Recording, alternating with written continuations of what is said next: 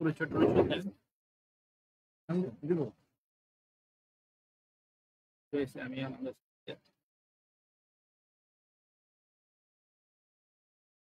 মাছ নেবো না। হ্যাঁ পৌঁছে দেন।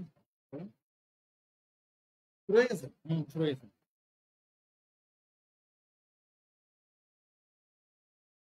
সুপ্রিয় একাদশ সুপ্রিয় একাদশ শ্রেণীর ছাত্ররা, তোমাদের সাথে আজকে আমার দ্বিতীয় ক্লাস। প্রথম ক্লাসে তোমাদের আলোচনা হয়েছিল যে সেপারেশন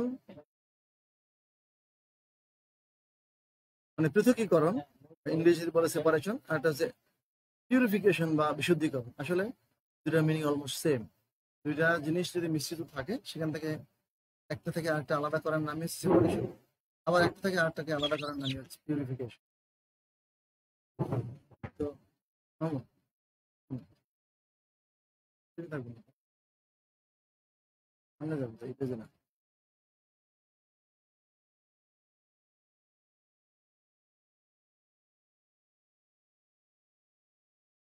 তো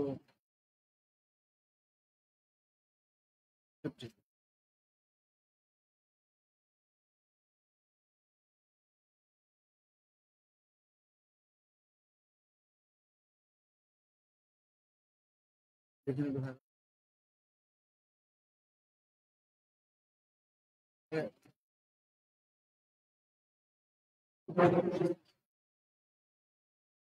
আমি একটু পরে যাবো।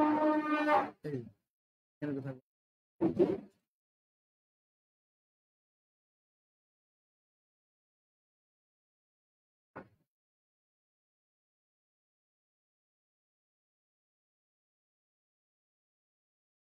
দেখেন।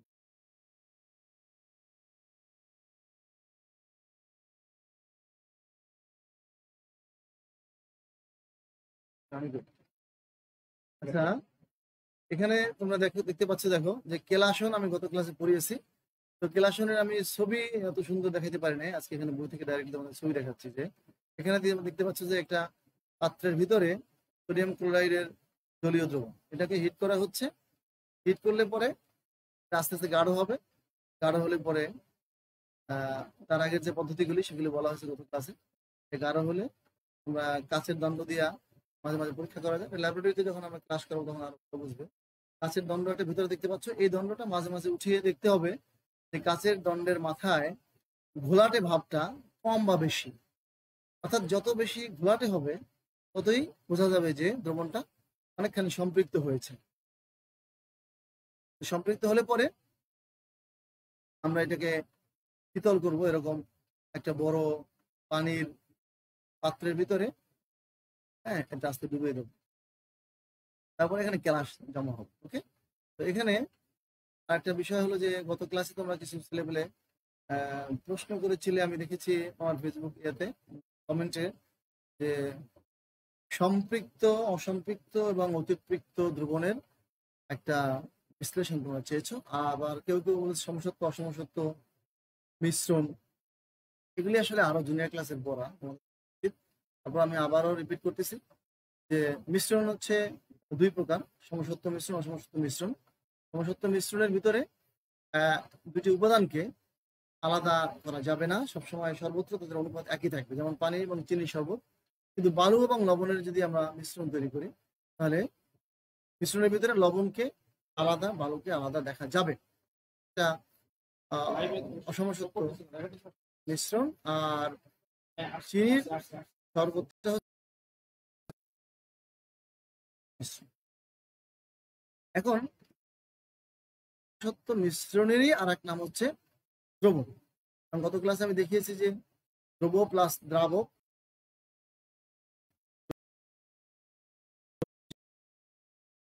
আমরা দ্রাবক যে পদার্থটি কম থাকে তাকে বলি দ্রব। যেমন এখানে সোডিয়াম ক্লোরাইডের জলীয় দ্রবণ পাচ্ছ, এখানে পানি অবশ্যই বেশি এবং সোডিয়াম ক্লোরাইড কম। তাহলে সোডিয়াম ক্লোরাইড হচ্ছে দ্রব এবং পানি হচ্ছে দ্রাবক, দুইটা মিলে হচ্ছে। এরকম ভাবে বায়ু, আমরা যে বায়ুর মধ্যে বসে আছি, এই বায়ু একটা দ্রবণ, যার মধ্যে নাইট্রোজেন হচ্ছে দ্রাবক এবং অক্সিজেন, জলীয় বাষ্প বা কার্বন ডাই অক্সাইড হচ্ছে কি দ্রব, কারণ তাদের পরিমাণ কম। এখন আসলে সম্পৃক্ত, অসম্পৃক্ত, অতিপৃক্ত খুবই সংক্ষেপে আমি বলবো যে এই যে দ্রবণটা আমরা এখানে দেখতে পাচ্ছি সোডিয়াম ক্লোরাইডের, তো এখানে যদি আমি সোডিয়াম ক্লোরাইড যোগ করতে থাকি এবং সোডিয়াম ক্লোরাইড দ্রবীভূত হতে থাকে, তাহলে তাকে বলি আমরা, যতক্ষণ পর্যন্ত দ্রবীভূত হতে থাকবে। এটা আসলে একটা ক্ষুধার্ত মানুষের সাথে তুলনা করা যায়, যে একজন মানুষকে তুমি খাবার, তোমার বাসায় মেহমান খাবার দিচ্ছে, নিল, হ্যাঁ, এবং তারপরে আবার বললো সে যতক্ষণ পর্যন্ত খেতে পারবে ততক্ষণ পর্যন্ত হচ্ছে কি সে অসম্পৃক্ত, অর্থাৎ তার আরো আর খেতে পারবে না, তাকে বলে সম্পৃক্ত। এই যে পানিটা দ্রবীভূত করার ক্ষমতা অসীম নয়, এটা হচ্ছে সসীম। এই সসীম যে পর্যন্ত লবণ দ্রবীভূত করতে পারবে, অর্থাৎ যতক্ষণ পর্যন্ত আরো দ্রব যুক্ত করলে দ্রবণে দ্রবীভূত হবে, সেই অবস্থা পর্যন্ত হচ্ছে অসম্পৃক্ত দ্রবণ। এবং যেই মাত্র নাকি আরও দ্রবীভূত হবে না, সেই অবস্থাটা হচ্ছে সম্পৃক্ত দ্রবণ। এবং আরো যদি আমরা ফোর্স প্রয়োগ করে এটাকে আরো একটু বেশি পরিমাণে দ্রবীভূত করতে পারি, তাহলে তার নাম হচ্ছে অতিপৃক্ত দ্রবণ। আসলে সম্পৃক্ত, অসম্পৃক্ত, অতিপৃক্ত হচ্ছে একটা দ্রবণের অবস্থাটা কি, সলিড, লিকুইড, গ্যাস না, তিনটা অবস্থা, যে তার ওই দ্রবণের ভিতরে সলিড দ্রবের পরিমাণ কতটুকু। হ্যাঁ, কম হইলে অসম্পৃক্ত, এবং যেই পরিমাণ তার থেকে সামান্য বেশি হলে এটা হচ্ছে সুপার স্যাচুরেটেড। তো বল প্রয়োগ করে কিভাবে করা হয়, যে তাপ প্রয়োগ করে অথবা অনেক জোরে অতিপৃক্ত হতে পারে। অতিপৃক্ত দ্রবণের বৈশিষ্ট্য হচ্ছে যে তুমি ফোর্সটা যখন সরিয়ে নিবে, তখনই আবার যেটুকু অধিক পরিমাণে দ্রবীভূত করা হয়েছিল সেটুকু আবার জমে যাবে। দেন গত ক্লাসে আমাদের বলেছিলাম যে এরপরে হচ্ছে আমরা পড়াবো আংশিক কেলাসন। এখানে দেখতে পাচ্ছ এই যে ফ্র্যাকশনাল ক্রিস্টালাইজেশন, দুইয়ের অধিক দানাদার কঠিন পদার্থ এর মিশ্রণ। এটা থেকে এই পদার্থগুলোকে যদি আমরা সেপারেট করতে চাই, তাহলে এই পদ্ধতি ব্যবহার করতে হবে। এখানে হচ্ছে কি, যে একটা দ্রাবক নিব, যেই দ্রাবকে এই দ্রবগুলি দ্রাব্যতা আলাদা আলাদা, অর্থাৎ কারো দ্রাব্যতা কম, কারো দ্রাব্যতা বেশি। যার দ্রাব্যতা কম সে সবার আগে কেলাসিত হয়ে যাবে। যেমন এখানে বলা আছে যে, দেখো তোমরা খেয়াল করে, একই দ্রাবকে বিভিন্ন দ্রাব্যতা বিশিষ্ট দুই বা ততোধিক দানাদার কঠিন পদার্থের মিশ্রণকে ওই দ্রাবকে দ্রবীভূত করলে দ্রবণ হতে কেলাসনের সাহায্যে পর্যায়ক্রমে, গ্রাজুয়ালি, পর্যায়ক্রমে পদার্থগুলোকে পৃথক করার প্রক্রিয়াকে আংশিক কেলাসন বলে। এখানে দুইটা শব্দ খুব গুরুত্বপূর্ণ। দেখো যে বিভিন্ন দ্রাব্যতা বিশিষ্ট একটা শব্দ, আর একটা শব্দ হচ্ছে যে পর্যায়ক্রমে আলাদা করা। বিভিন্ন দ্রাব্যতা বিশিষ্ট মানে কি, মনে করো তিনটা সলিড আছে, যার মধ্যে একটা দ্রাব্যতা কম, একটা দ্রাব্যতা একটু বেশি, তারপর একটা আরো বেশি। তাহলে যা এই পদ্ধতিতে তিনটা পদার্থ যখন একটা দ্রাবকে দ্রবীভূত করা হবে, তারপরে ওই উপরের মতো এখানে দেখতে পাচ্ছ, আমি এটা পড়াচ্ছি হচ্ছে আমাদের বিমলেন্দু স্যারের বইয়ের 167 নম্বর পেজ। তোমরা ইচ্ছা করলে বই খুলে আমার সাথে দেখতে পারো, বা তোমার স্ক্রিন শেয়ারও দেখতে পাচ্ছ। তো এখানে হয়তো তোমরা বুঝতে তোমাদের কঠিন হবে, তোমরা বই খুলে দেখতে পারো। তো তারপরে এখানে আমি যেটা বলতে চাচ্ছি, যে এই উপরের পদ্ধতিটা এরকমই, কিন্তু এখানে তিনটা পদার্থ থাকবে যাদের দ্রাব্যতা, এখানে যেমন সোডিয়াম ক্লোরাইড একটা পদার্থ দেখতে পাচ্ছ, এখানে থাকবে তিনটা এরকম সলিড সোডিয়াম ক্লোরাইড বা অন্য আরো দুইটা, দ্রাব্যতা ভিন্ন ভিন্ন।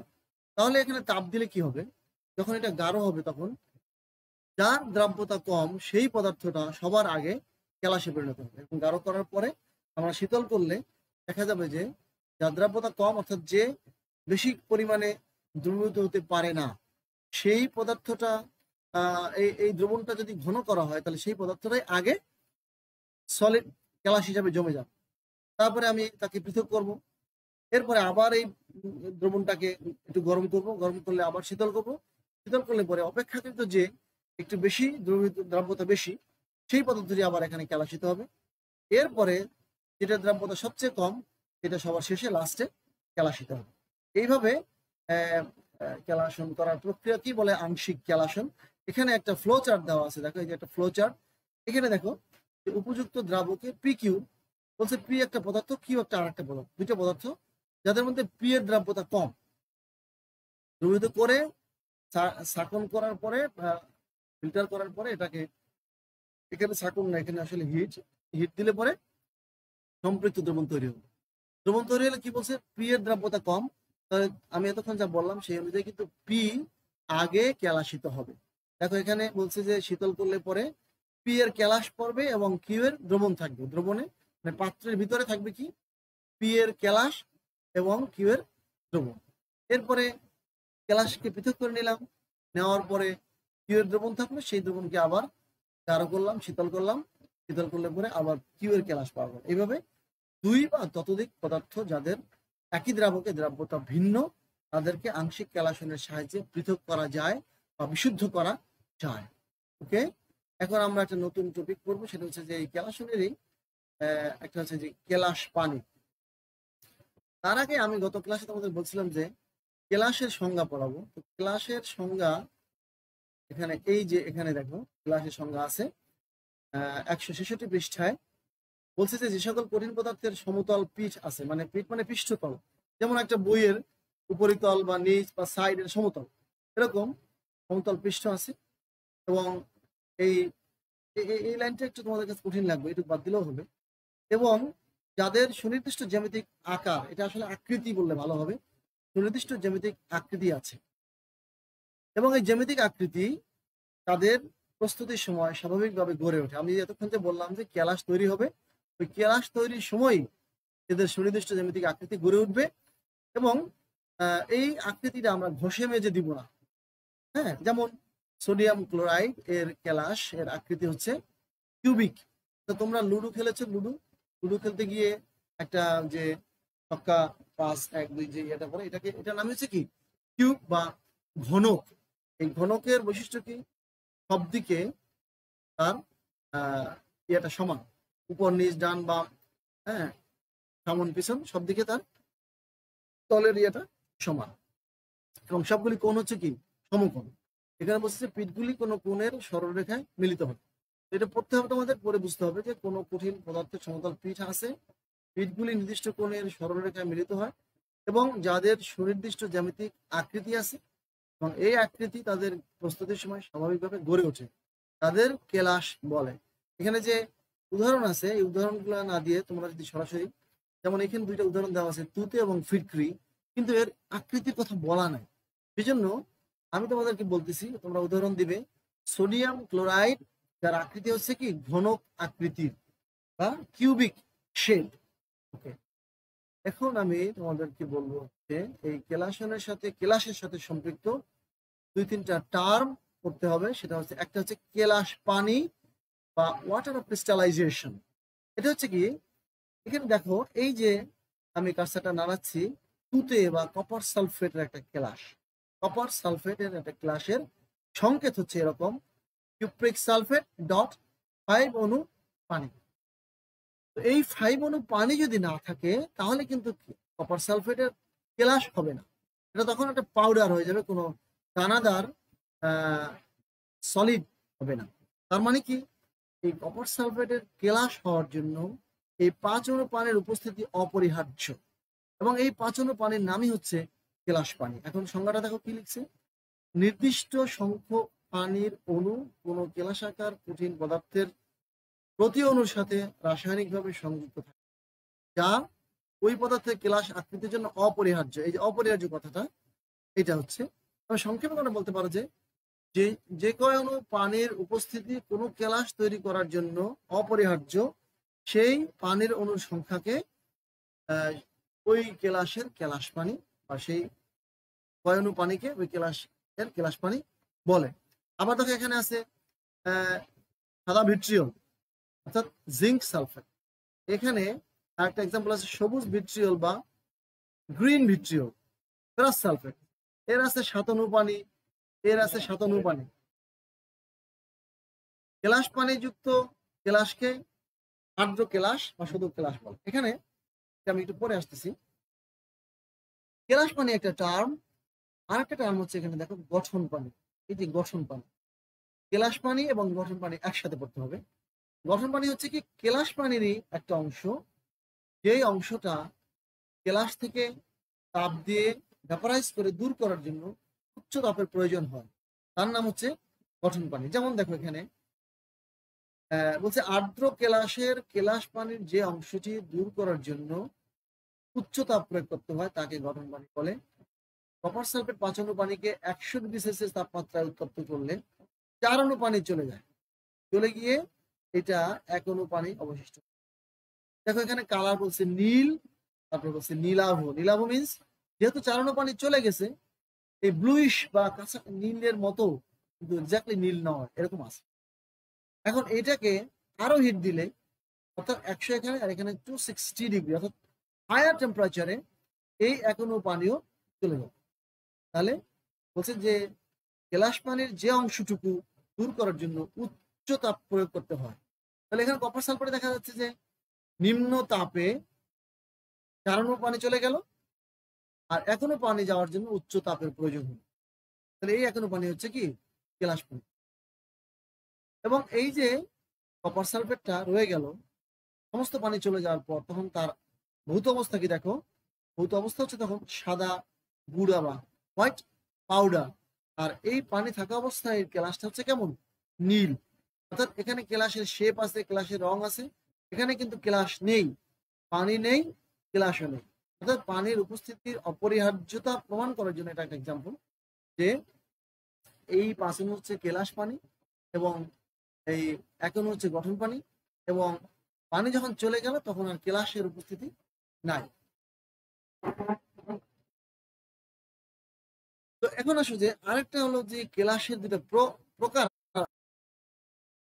আর্দ্র কেলাস আর একটা হচ্ছে অনার্দ্র কেলাস। তো এটা তোমরা শুনেই বুঝতে পারতেছো, আর্দ্র কেলাস মানে ভেজা, অনার্দ্র মানে শুকনো।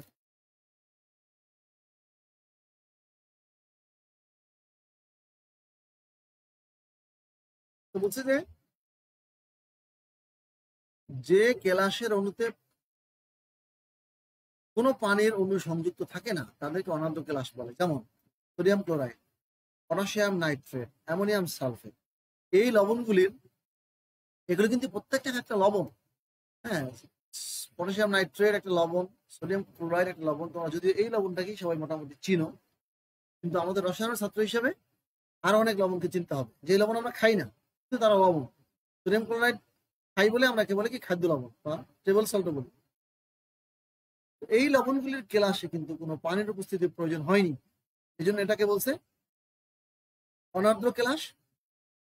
আর কেলাস পানিযুক্ত কেলাসকে বলছে আর্দ্র কেলাস। যেমন কপার সালফেট, জিঙ্ক সালফেট, অর্থাৎ গ্রিন ভিট্রিয়ল বা সবুজ ভিট্রিয়ল, হ্যাঁ,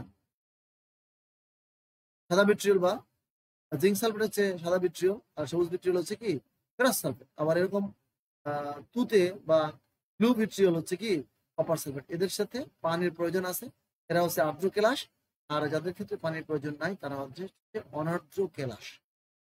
এখন আসো যে এই যে এখনো পানি চলে গিয়ে সাদা কপার সালফেট তৈরি হলো, এখন এই সাদা কপার সালফেটের ভিতরে আমরা যদি আবার পানি যোগ করি তাহলে কিন্তু সে আবার এরকম নীল রং ধারণ করবে, অর্থাৎ আবার সে কেলাস ফর্মটা ফেরত পাবে।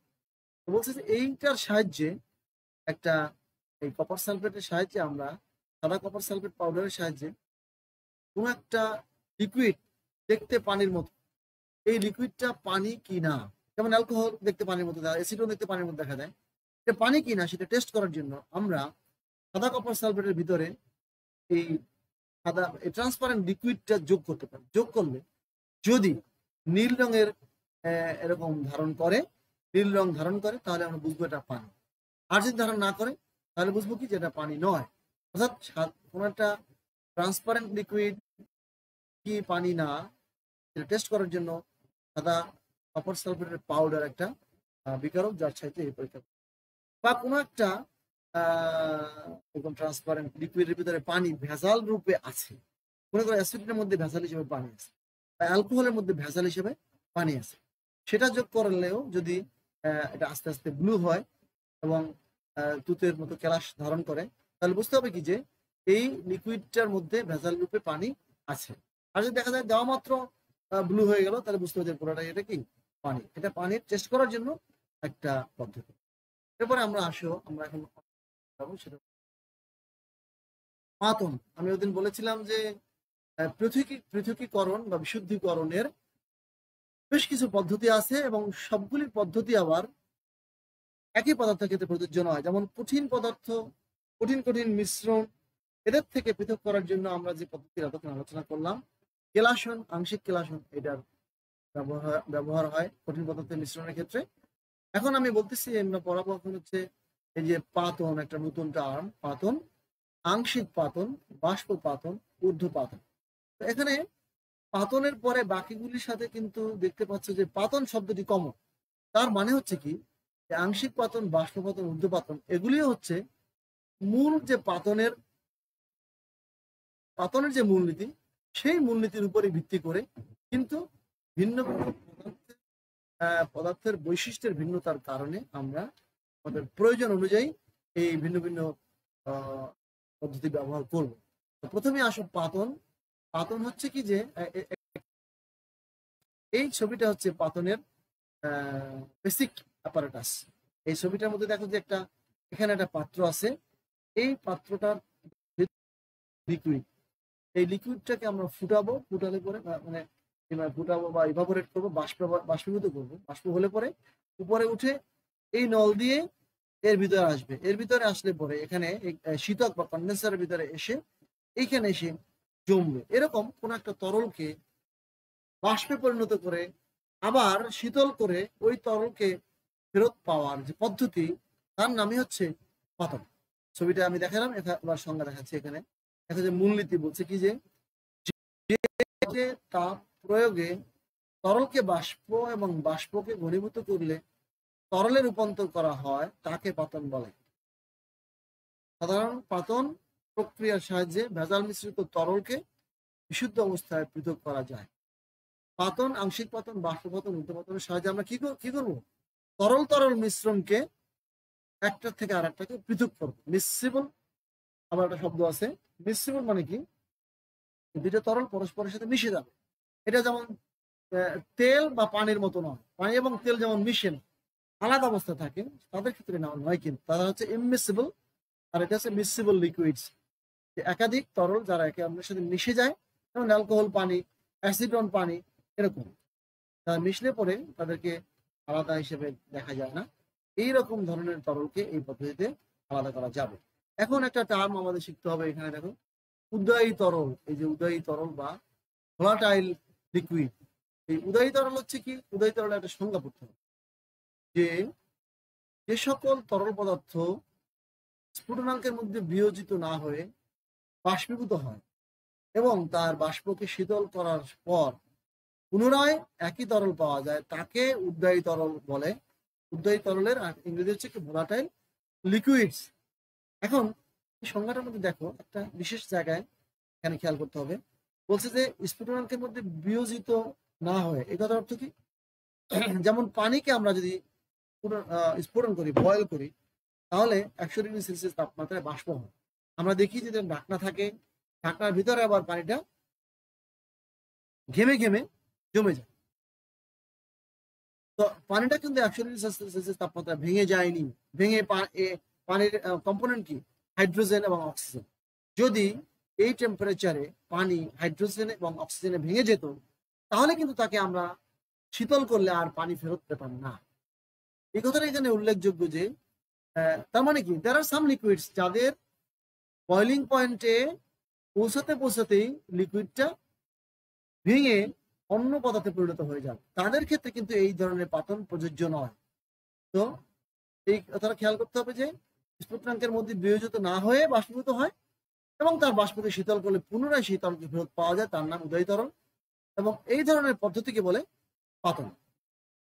এখন এখানে এই এইভাবে পাতন এই যে অ্যাপারেটাসটা দেখতে পাচ্ছ, এটা এখানে মূলত 3টা অ্যাপারেটাস ভিন্ন ভিন্ন।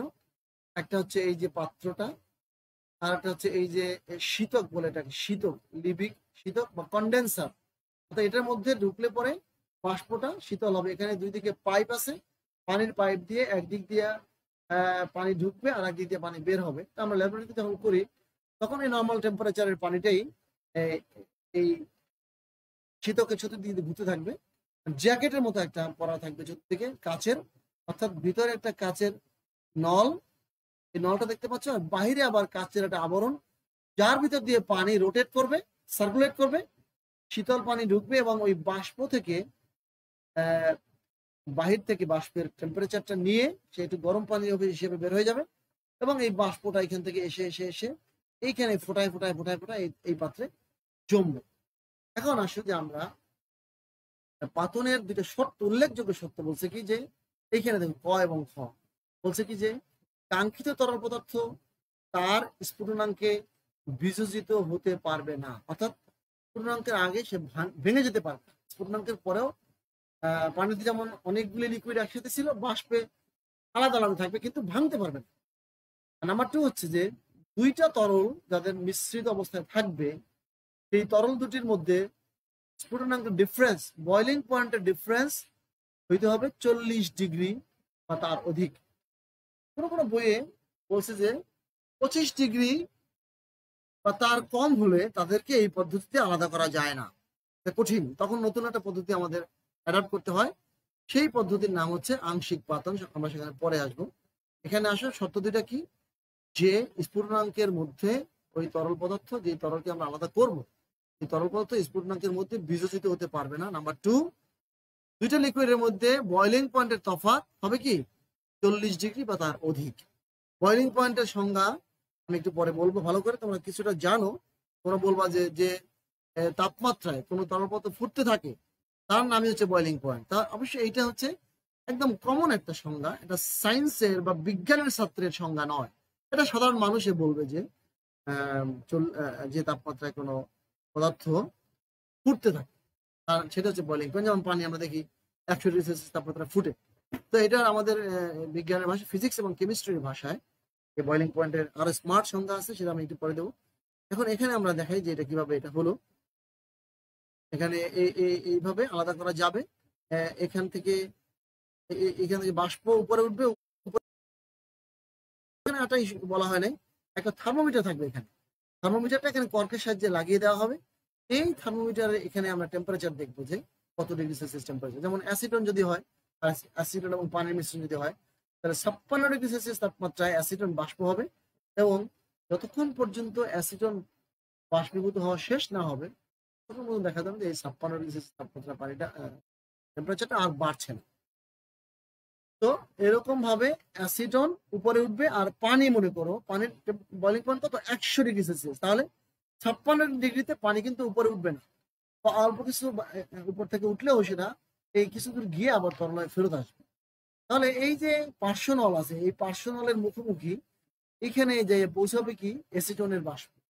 পৌঁছানোর পরে এই বাষ্প এই নল দিয়া এই শীতকের ভিতরে প্রবেশ করবে। প্রবেশ করলে এর ভিতরে এসে তখন ঠান্ডা এনভায়রনমেন্ট পাবে, পেয়ে ঠান্ডা হয়ে এখানে জমা হবে। জমা হইতে হইতে 56 ডিগ্রি সেলসিয়াস তাপমাত্রা আমরা দেখবো। যদি দেখি যে যখন দেখবো যে আরো তাপমাত্রা বাড়ছে, তখন আমরা ধরে নেবো যে অ্যাসিটন এর ভিতরে আর নাই, কোথায় আসছে এই গ্রাহক পাত্রে এসে জমা হয়েছে।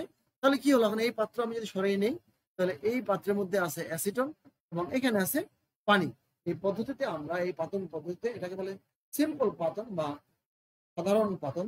এই পাতনের সাহায্যে আমি পানি এবং অ্যাসিটনকে পৃথক করতে পারলাম। একটি চলে গেল যার বয়লিং পয়েন্ট কম, সে চলে গেল এখানে, আর যার বয়লিং পয়েন্ট হায়ার সে রয়ে গেল এখানে। এখন আসে যে আংশিক পাতন, এই যে ফ্র্যাকশনাল ডিস্টিলেশন, এটা হচ্ছে কার ক্ষেত্রে প্রযোজ্য?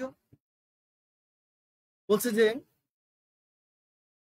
দুই বা ততোধিক তরল মিশ্রণের পদার্থের মিশ্রণ থেকে উপাদানগুলোকে তাদের স্ফুটনাঙ্ক অনুযায়ী বিশেষ প্রক্রিয়ায় পাতিত করে অংশ অংশ করে পৃথক করার প্রক্রিয়াকে আংশিক পাতন। এখানে একটা কথা খেয়াল করো, অংশ অংশ করে, অর্থাৎ তিনটা যদি থাকে তাহলে প্রথমে একটা অংশ যাবে, তারপরে আরেকটা অংশ যাবে, তারপর আরেকটা বেরোবে। এইভাবে বলছে যে এদেরকে প্রয়োগ করা যাবে। এখানে মূলনীতি হচ্ছে কি, সমস্ফুটের মিশ্রণ ছাড়া। প্রথমে একটা কথা বললো কি, সমস্ফুটের মিশ্রণ ছাড়া, তার মানে সমস্ফুটের মিশ্রণ কি এটা আমাদের জানতে হবে। এই সংজ্ঞাটা পরবর্তীতে আছে। সমস্ফুটের মিশ্রণ একটা এক ধরনের রেশিও, আসলে দুইটা মিশ্রণের এমন একটা অনুপাত, যেই অনুপাতটাকে বলে সমস্ফুটন মিশ্রণ, কিন্তু মিশ্রণ দুটি একই পদার্থের, মনে করো অ্যালকোহল এবং পানি, এই মিশ্রণের 50-60, 40-60, 50-50 বা 70-30 এরকম অনুপাত আছে। এই অনুপাতগুলির কোনো একটা বিশেষ অনুপাত, যে অনুপাতে তাদের আলাদা বয়লিং পয়েন্ট থাকে না, তার নাম হচ্ছে সমস্ফুটন মিশ্রণ। অর্থাৎ যদি আলাদা বয়লিং পয়েন্ট না থাকে তাহলে কিন্তু পাতন পদ্ধতিতে তাদেরকে আলাদা করা যাচ্ছে না। পাতন পদ্ধতিতে আলাদা করার মূল প্রিন্সিপালই হচ্ছে লিকুইড দুটির বয়লিং পয়েন্ট, লিকুইড 2 বা 3 বা 4 যাই থাক না কেন, তাদের বয়লিং পয়েন্টের এনাফ ডিফারেন্স থাকতে হবে। যদি এনাফ ডিফারেন্স থাকে, মোর দ্যান 40, তাহলে সাধারণ পাতন পদ্ধতিতে পৃথক করা যাবে। যদি কম থাকে তাহলে আংশিক পাতন পদ্ধতিতে পৃথক করা যাবে। তার কিন্তু বয়লিং পয়েন্টের ডিফারেন্স থাকতেই হবে। সেম বয়লিং পয়েন্টের ডিফারেন্সের দুটি লিকুইড একত্র করলে তাদেরকে এই পদ্ধতিতে পৃথক করা যাবে না।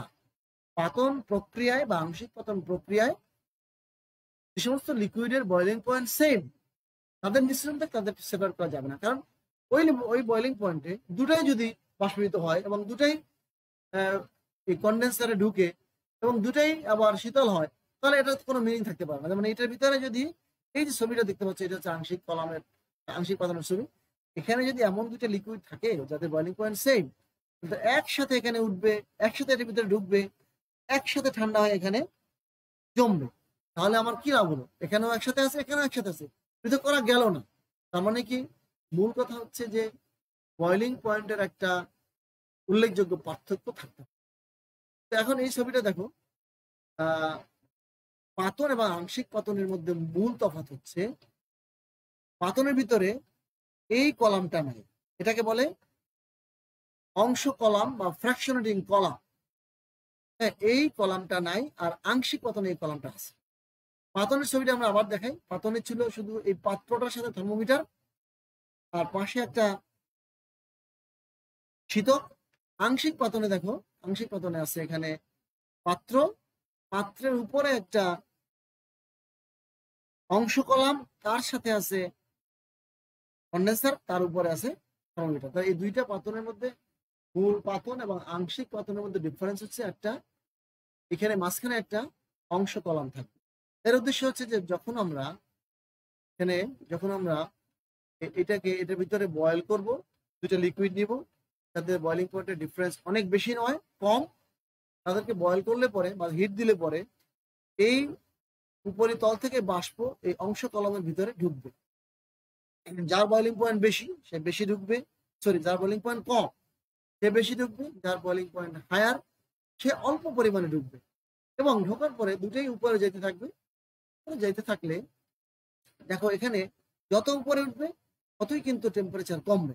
এখানে টেম্পারেচার বেশি, এই উপরে গিয়ে টেম্পারেচার কম।